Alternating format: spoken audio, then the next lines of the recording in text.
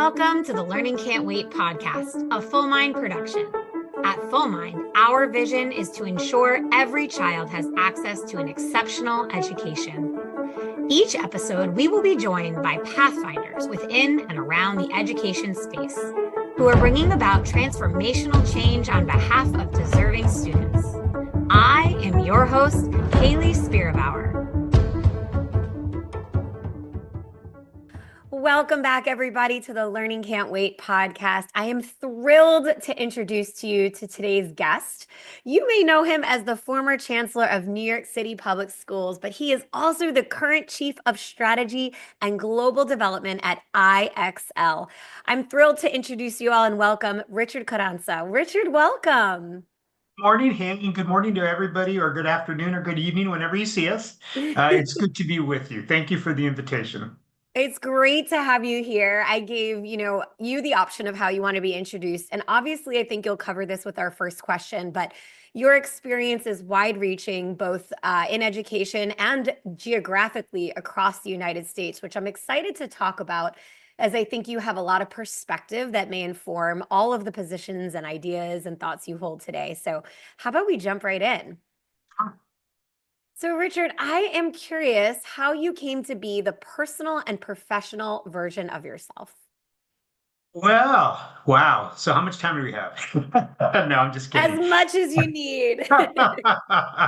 Look, I think fundamentally, I'm an English language learner. When I started my educational journey in kindergarten in the hallways of Tucson, Arizona public schools, I only spoke Spanish. And while my parents were both bilingual English-Spanish speakers, born and raised in the United States, they taught my brother and I, and they insisted that my brother and I would only speak Spanish until we matriculated into kindergarten. And think about this. They had this faith, this tremendous faith that the public schools would do well by their children and teach us English, and we would be bilingual, and they didn't want us to lose that ability to communicate with older generations in our family. I'm very thankful for that.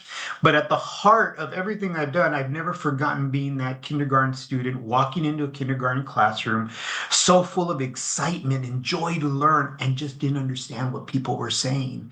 So I've never tried to forget that, but that experience, I think, has fundamentally shaped who I've been, not only as an educator, as a teacher, administrator, as a system leader in education, but also just as a human being, and the worth and compassion that public schools give to our students, some of whom are the most disenfranchised children. But all of that's played a role in who I am. I would also say, Hayley, that I am unapologetically a champion of equity for all of our children in our public schools. I think the public school system in America is one of those cornerstone institutions that guarantees the promulgation of our democracy. So we don't have the choice of not continuously getting better or doing well by all of our students in our public school systems. So all of those experiences and the experience of teaching in high poverty neighborhoods and teaching in school systems that are very large, all of that has shaped who I am as an educator, and quite frankly, who I am as a person. I appreciate you sharing that story. I think we're going to touch a little bit here today on multilingualism in the United States and how we educate, what we could do to better educate our multilingual learners. As you were speaking, what I connected to some of what your history and what your career has done is the idea that we celebrate the differences of our children, that your parents really instilled in you. I think that's very, very beautiful. Thank you. Well, I will just say this. So the celebration of who students are in the public school system is something I think public education is all about. But I'll give you an example. When I was my first superintendency was superintendent of the San Francisco Unified School District in California. And while I was the deputy superintendent prior to my selection as a superintendent, when I took over that role of deputy superintendent, I was meeting with my English language learner department.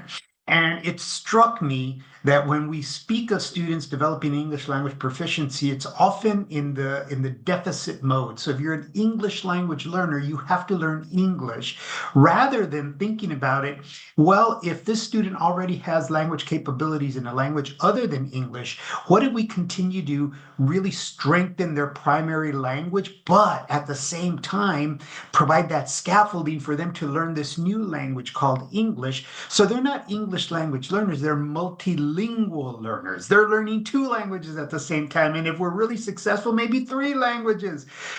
So I renamed the department the multilingual learner department, the MLL. And I was able to, because it really resonated with my colleagues and the community. I did that in every subsequent leadership position. Superintendent in Houston, I did the same thing. We became the multilingual learning department.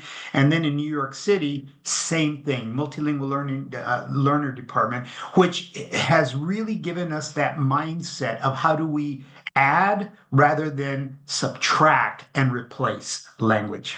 Words really matter. It's funny, a couple years ago, maybe two at this point, Full Mind, the organization that I work for, renamed all of our services so that multilingual was the nomenclature.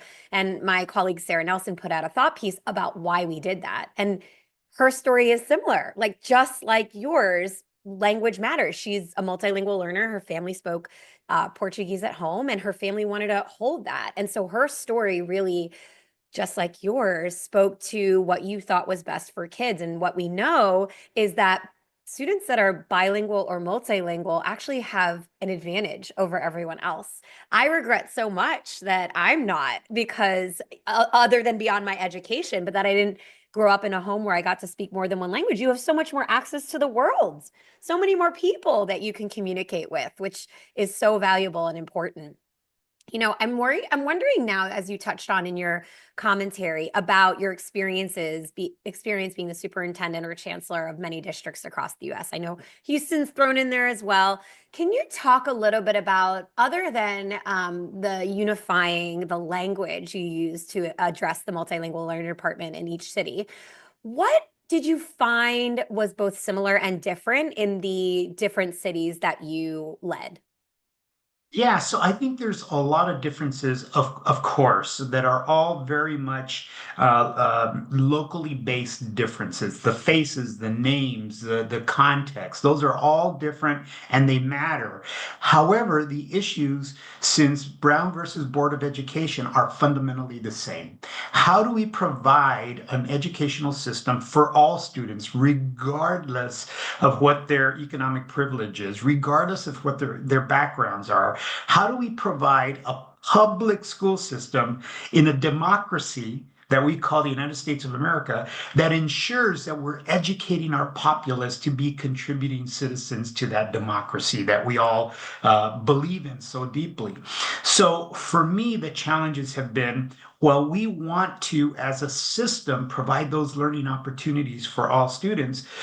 What I have found is that when we focus on actually providing those resources, those strategies, those support systems to all students, then it means that we have to, in some way, shape, or form, get on the same page, if you will.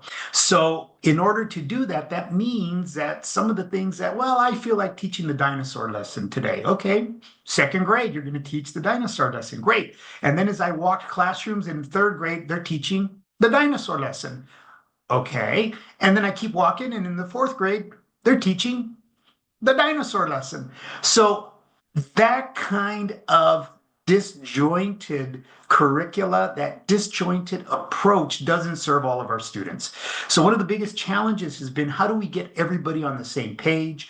I'm not talking about pacing guides, but I'm talking about what should students know and be able to do before they move to the next level of whatever it is, next grade level, the next chapter, the next unit, etc.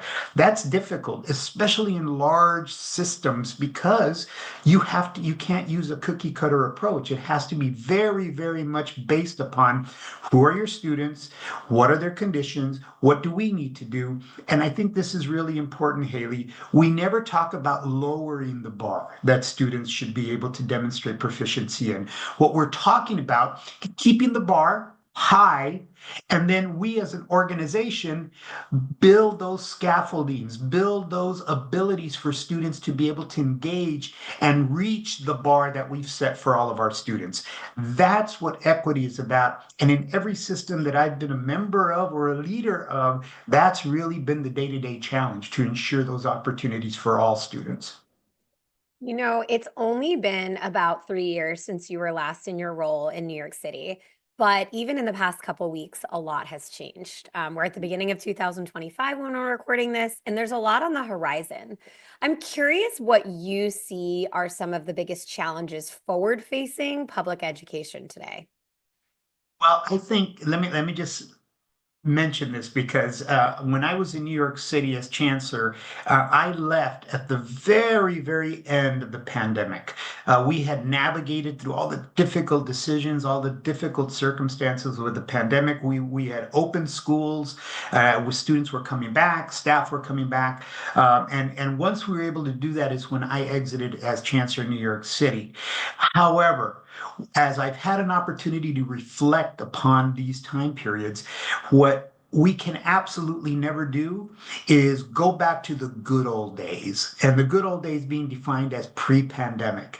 Because pre-pandemic, not all students had a great experience. Not all students had all of their needs met. Pre-pandemic were not the days of wine and roses where everything just worked exceedingly well. So for us, I think as educators, as the citizenry of the United States, we can't afford to go back to the good old pre-pandemic days. So that means, what are the challenges that we addressed during the pandemic, and how do we leverage those as opportunities post-pandemic? Let me just give you one or two examples of what I'm talking about. So pre-pandemic, my entire career, and this is now my 37th year in education, pre-pandemic, we always talked about we have to close the technology gap.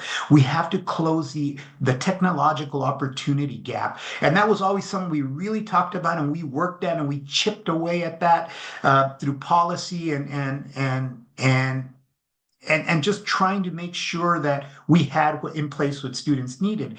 However, there was always something else that became more and more pressing. The pandemic wiped that out. In New York City, in a matter of 72 hours, we had to transition 1.1 million students, 80,000 teachers, another 10,000 administrators into a virtual environment, which means we didn't necessarily have the technology for all those 1.1 million students, which means we didn't necessarily have all of the educational technology platforms that we needed to migrate students and teachers to this new virtual environment. So what happened? We put resources behind those issues. So we got the technology, we did the connectivity, we built the partnerships with Wi-Fi companies and made sure that we had Wi-Fi for our students. We parked our Wi-Fi enabled buses next to neighborhoods that didn't have Wi-Fi accessibility. We made sure that we vetted and really promoted EdTech companies that were giving us the right kind of information. By the way, that's why I joined IXL, because they were one of them. But anyway, so we did all these things that prior to the pandemic, we all said was impossible. We did it. Was it perfect? Absolutely not. But was it light years better than what we had done prior to the pandemic? Absolutely. And we developed the capacity for educators to use these new technologies in new and different ways. We didn't replace the educator, but we gave them tools to be able to do what they signed up to do, which is to teach children. So as we look at a post-pandemic environment, why are we going to lose all of those things that we fought so hard during those really tough 2.5 years? The capacity we built for educators and students, and here's the often forgotten constituency, parents, to use technological tools in a new and exciting way.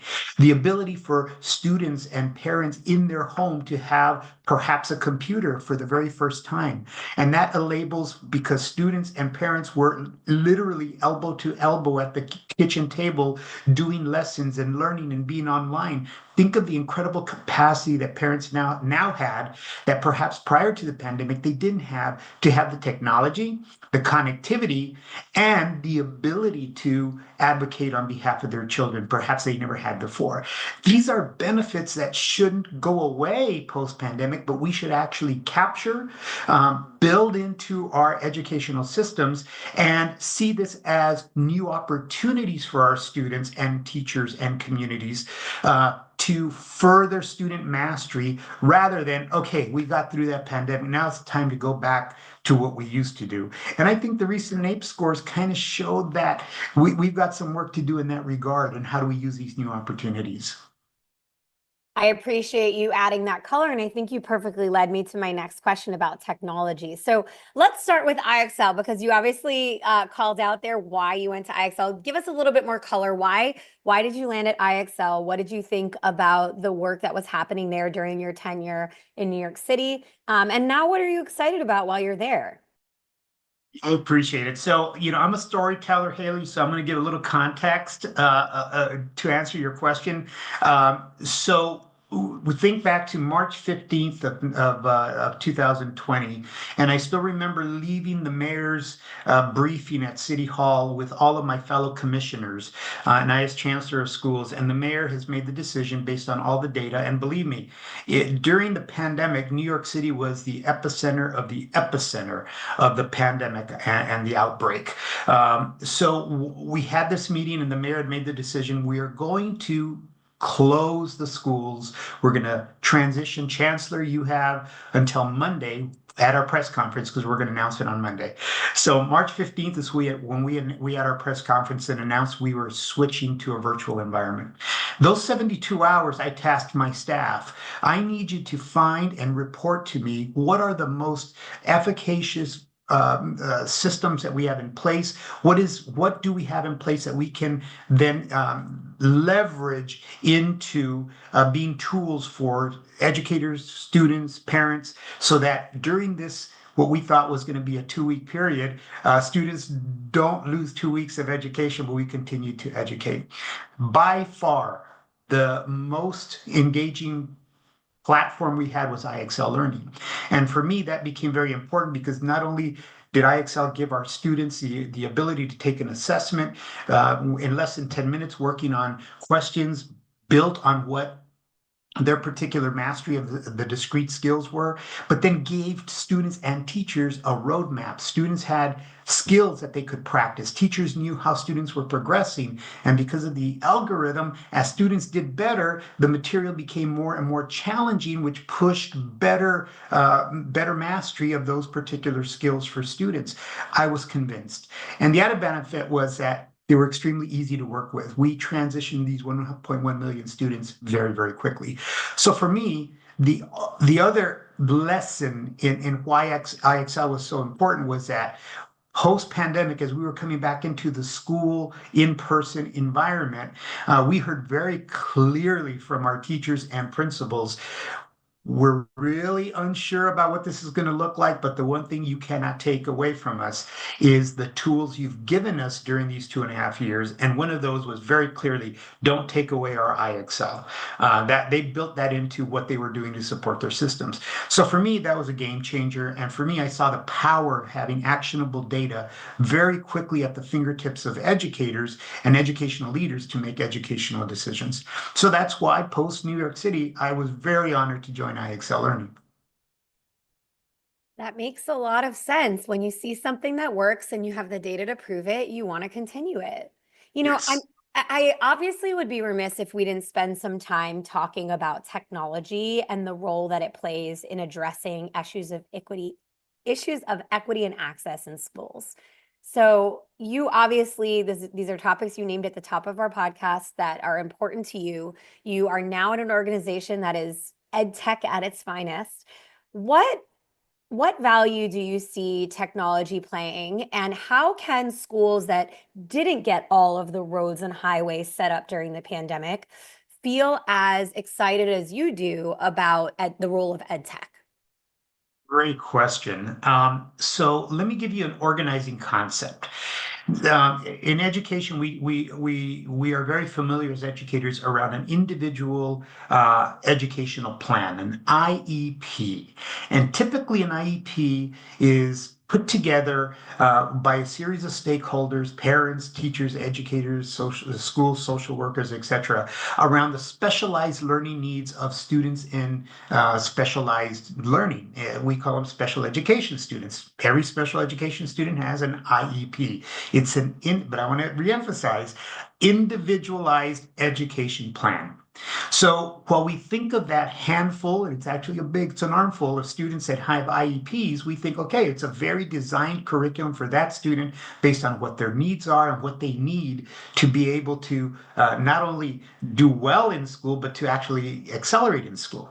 Now, imagine if we had an IEP for every single student.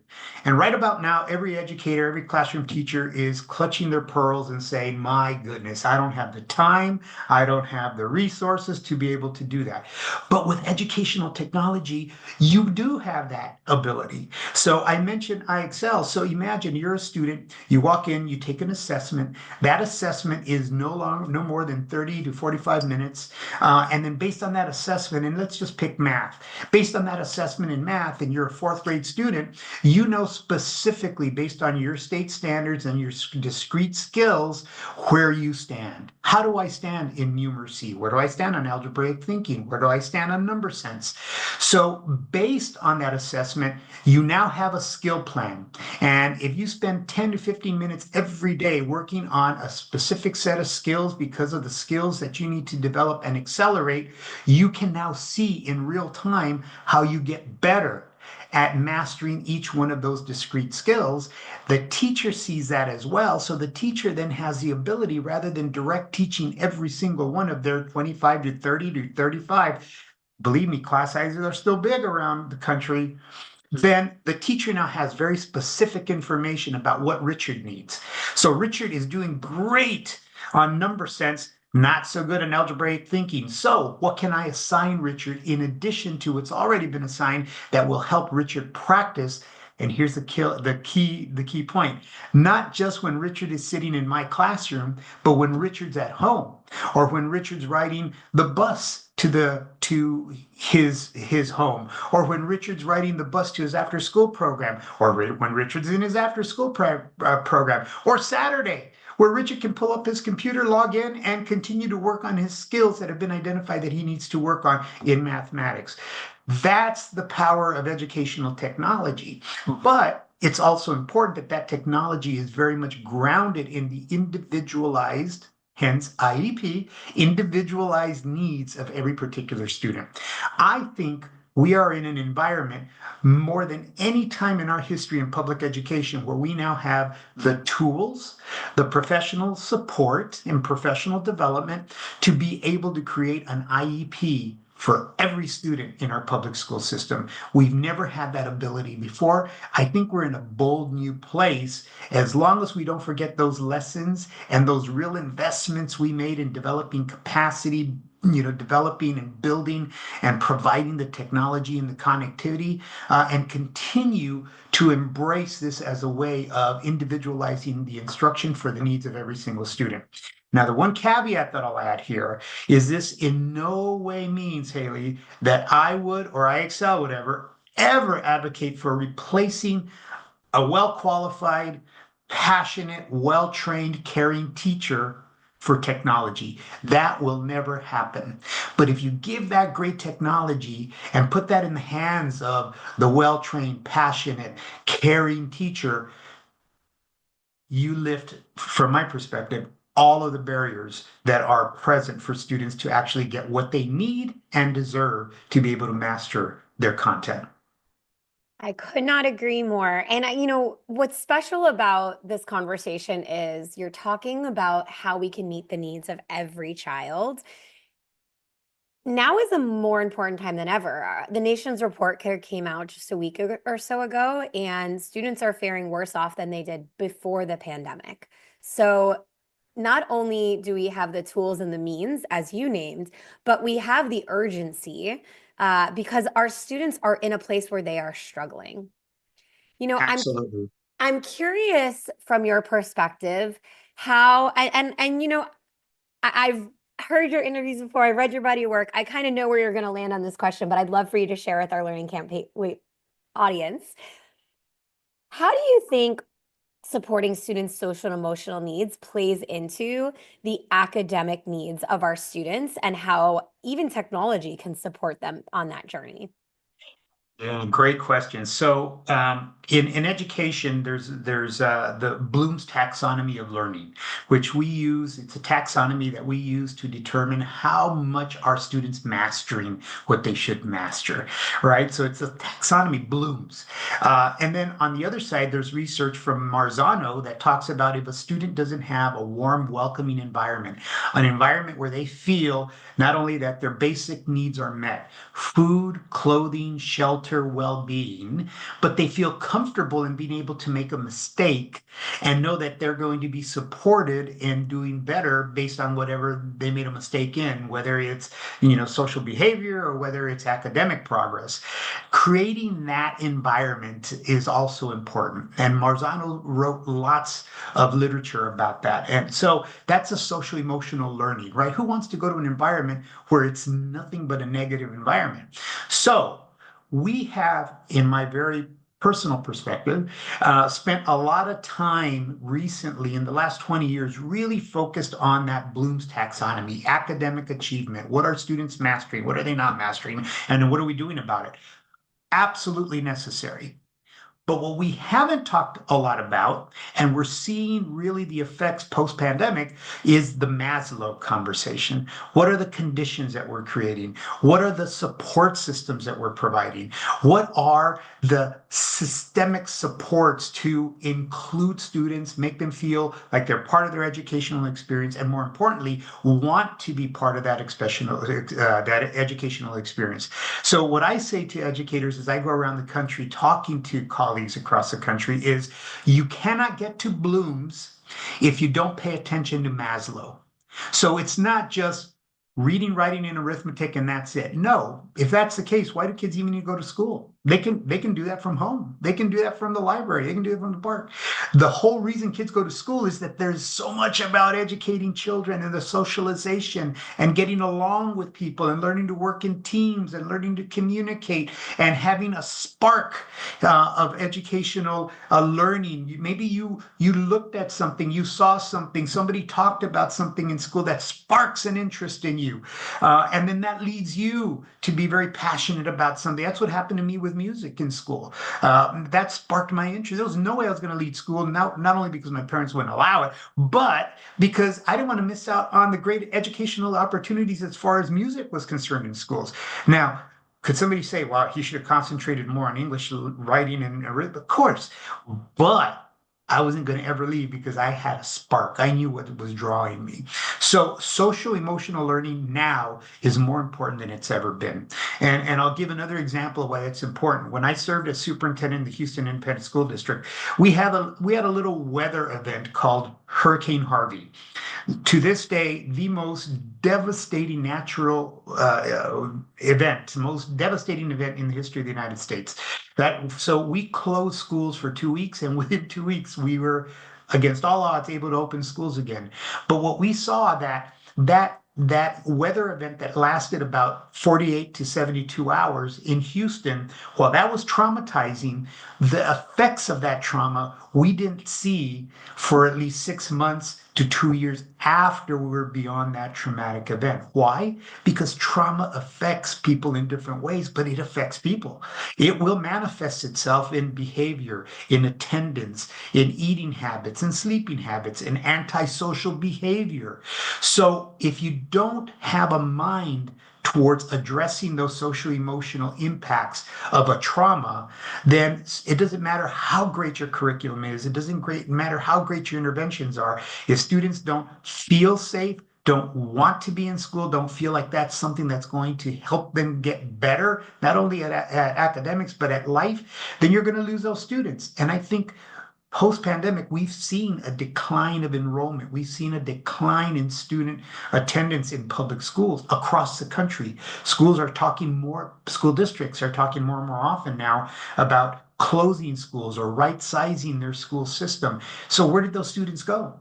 They haven't just disappeared off the face of the earth. They're finding other alternatives. They're voting with their feet if they're not feeling satisfied or actually embraced along Maslow's continuum of priorities. So it's my very long-winded way of saying that if we do not pay attention to the trauma, and believe me, the entire world has suffered the COVID-19 trauma, educators as well. If we don't pay attention to what are the signs, what do we do to help students navigate that, what do we do as a system to invest in systems and structures, then my fear is that we're going to lose a generation of not only students, but a generation of educators who are going to say, I can't do this anymore, I'm out. Well said. And, it's so important when we think about the long-term effects of trauma. You've named a couple of different historical events, and we've had a lot of historical events recently. I'm done with historical events, but all jokes aside, those have really significant impacts on our students. And so appreciate you addressing that. It's very top of mind for me. I just read Isabel Howe from Stanford Learning Accelerator's new book, Love to Learn, and released an episode on that book with her today. And it's speaking to exactly what you shared here. Like, you cannot teach kids unless they feel loved and safe and supported. That will never happen. So I'm just collecting all the brilliant people who feel the same way, and we're going to keep talking about it because I think it's so important and part of what makes great educators great. Thank you. Richard, my final question for you is about teachers again here. Since we were touching on that, it makes a lot of sense to go there. What advice would you give a teacher who's starting their career today? Wow. Okay. So I have a reputation of being as blunt as a spoon sometimes. So I'm gonna be blunt. Look, if you don't absolutely love the concept of impacting the next generation, if you don't love the fact and accept the fact that those little humans that walk through your door, whether they're little humans at 4 years old or little humans at 18 years old who just don't have the worldly knowledge and vision that you may have as a teacher, then please, I beg you, do something else. Do something else.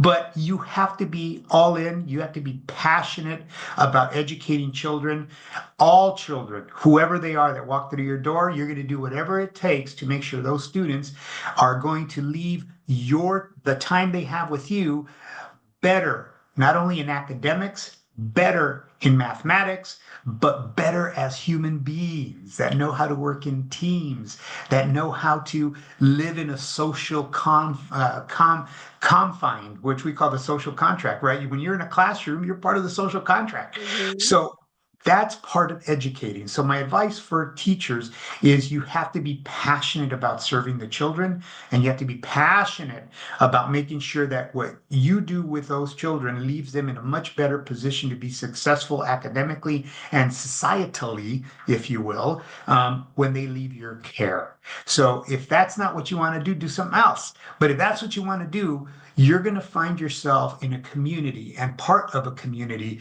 of educators that want to do the same work. And it's incredibly uplifting and incredibly honoring when you find that community, because you know that you're making a difference.